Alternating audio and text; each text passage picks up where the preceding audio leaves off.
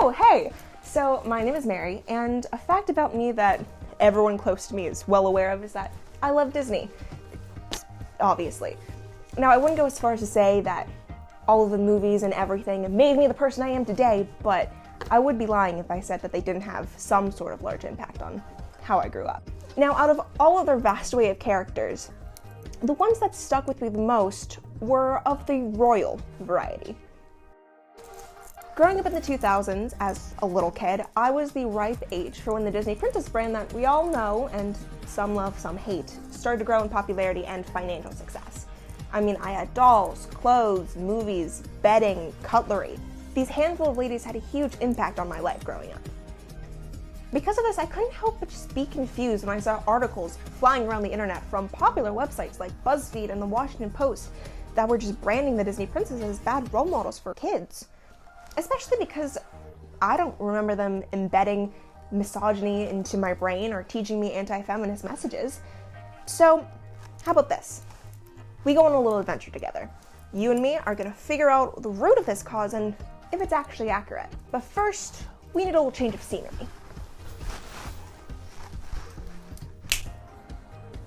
Perfect. All right, now, before we begin, I think it's important that we distinguish who Disney counts as an official Disney princess. Currently, there are about 12 in the lineup: Snow White, Cinderella, Aurora from Sleeping Beauty, Ariel from The Little Mermaid, Belle from Beauty and the Beast, Jasmine from Aladdin, Pocahontas, Mulan, Tiana from The Princess and the Frog, Rapunzel from Tangled, Merida from Brave, and Moana, with occasionally Anna and Elsa from 2013's Frozen thrown into the mix. For the sake of this video, we'll count them too. But all of this started with one. See, when Snow White and the Seven Dwarfs first premiered in December of 1937, everyone was blown away. It was the first of its kind. It was the first ever colored, full-length feature animated film. As Kate Cameron put in her 1938 review of the film in New York Daily, the entire audience was under some sort of spell that Disney and his creative team had cast over them. They laughed, they cried, everyone loved it. And like her contemporaries, Cameron called Snow White the lovely little heroine.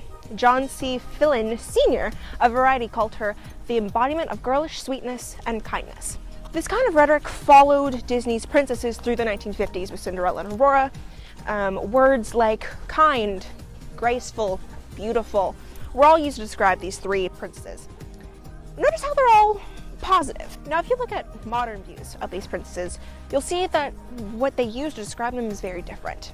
They're called non-progressive and stuck in an old-fashioned society.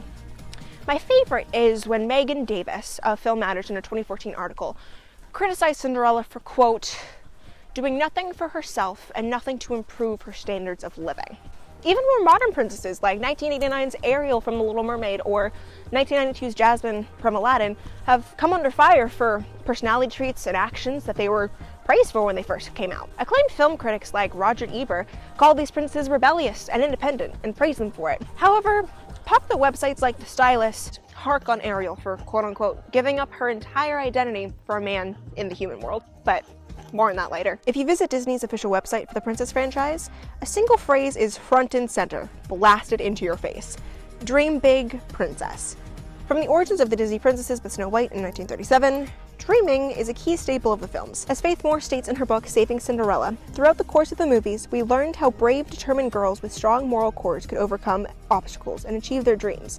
And she goes on to question why the Disney company feels the need to push this Dream Big campaign so hard, especially if the theme of girls dreaming has always been prevalent in the movies from the start. So what's the reason for all of this?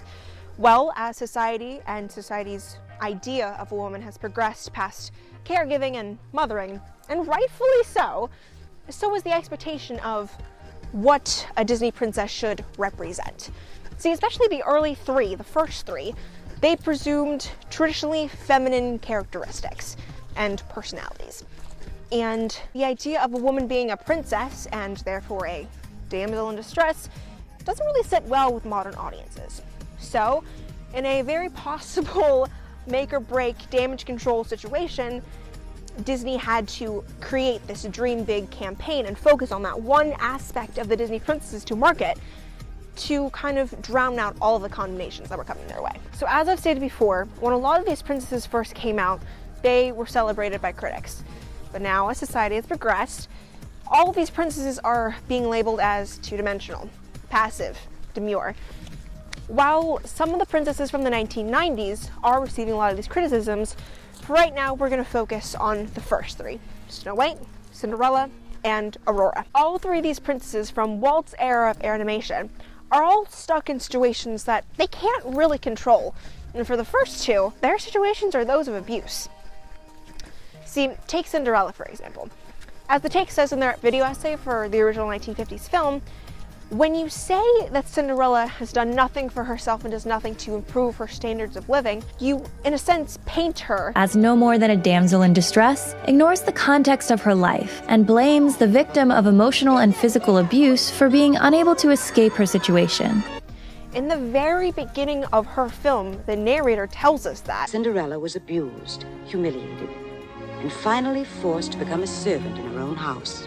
At 19, Cinderella endured possibly 10 or more years of abuse at the hands of her stepfamily, being told that she was worthless, like dirt, not worth anything at all. It's totally unfair to expect Cinderella to escape her situation by just being a little bit sassier. For years, she lived in an environment where she lacked all of the power. However, despite all of this, she teaches kids to remain hopeful and to persevere through the hard times because through it all, Cinderella remained ever gentle and kind.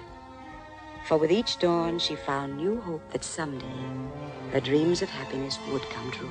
Now, I'm not going to sit here and tell you that the critics are wrong when they point out Snow White's obvious naivete to literally everything around her. You know, most notably, taking an apple from a stranger, creepy one at that, and fighting it and, falling asleep. However, it is really important to know that her upbringing greatly contributed to this unknowing of how the world works.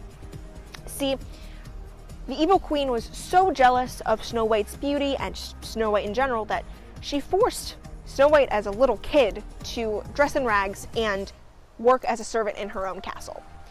So she wasn't able to go outside, have regular human experiences like we do, so that kind of contributes to her not really knowing, don't talk to strangers. However, when you start to look past her ignorance, you start to see that her good traits greatly outnumber her bad. Take, for example, her optimism. Now, at this point in the story, Huntsman lets her go, she runs through the forest, and she's at a crossroads. She doesn't know where to go, she doesn't know what's going to happen to her. Instead of just sitting and moping and just letting the world take her, she has the mindset that, I'm sure I'll get along somehow. Another one of her really, really important traits is kindness. See, although the evil queen plotted to have Snow White killed a number of times, you never see the princess wish any ill will or harm or malice upon her stepmother.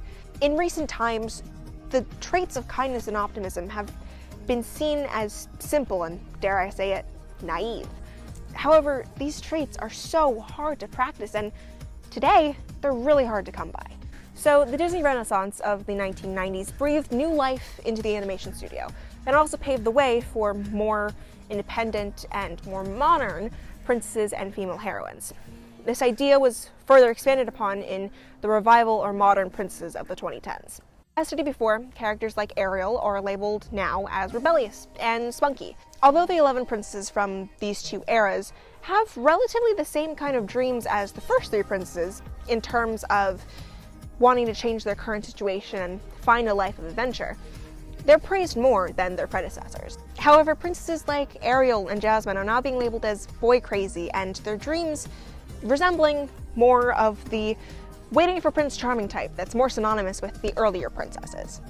This unfair comparison stems from just a general misinterpretation of the films, and it groups all of these princesses into a view that makes them seem just like women waiting around for a husband, when in reality, none of the princesses' dreams revolve around a man.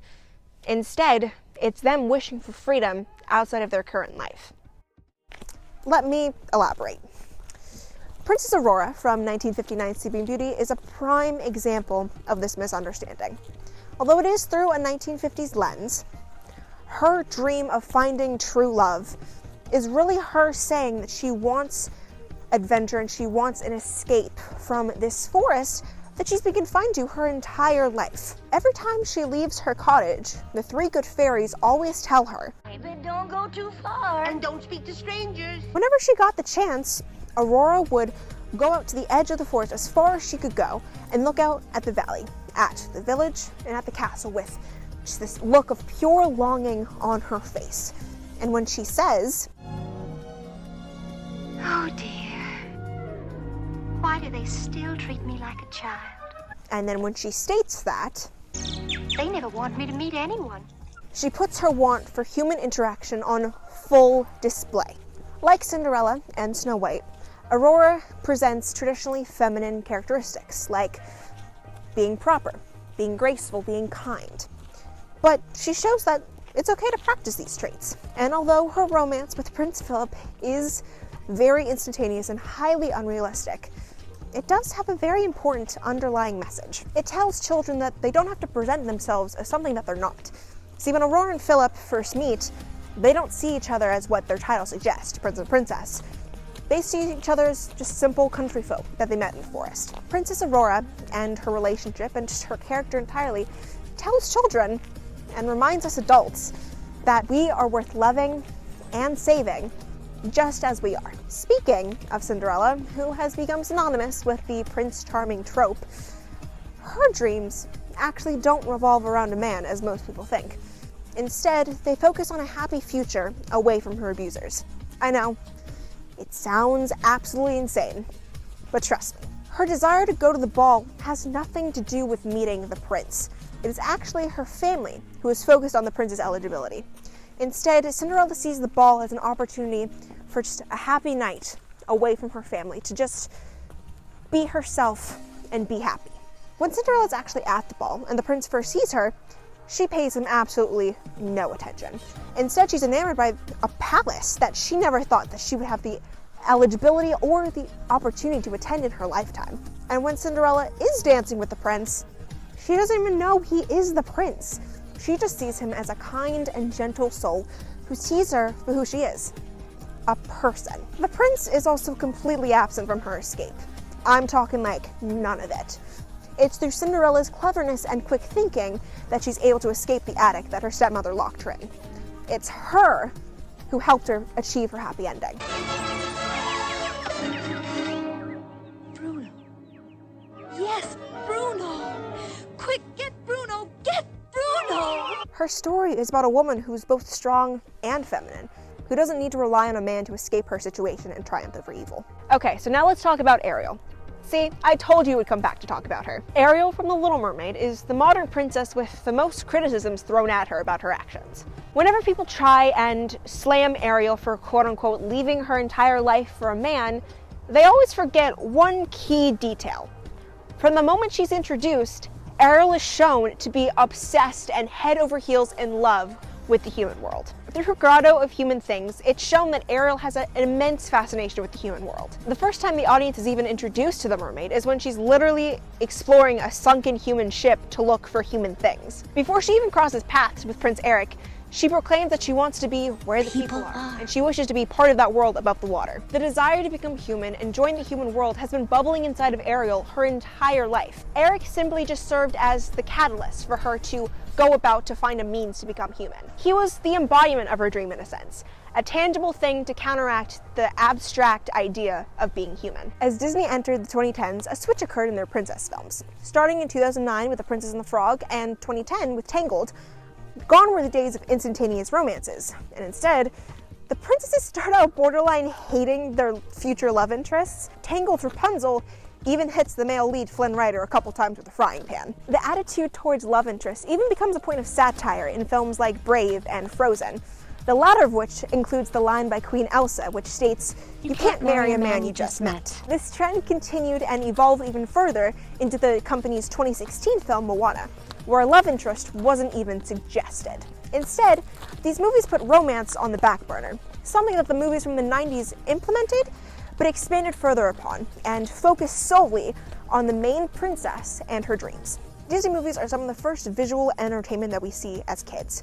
Therefore, they're also the first visual representation of relationships that we see outside of our family unit. Even though the criticisms of the Disney princesses' whirlwind romances are completely valid, Even the company's most developed relationship has come under fire. It all started in 2011 when the website Cracked released an article titled 5 Romantic Movie Gestures That Were Actually Dick Moves, where the two writers claim that Belle from the 1991 film Beauty and the Beast had Stockholm Syndrome, which is the only possible reason that she had fallen in love with the Beast.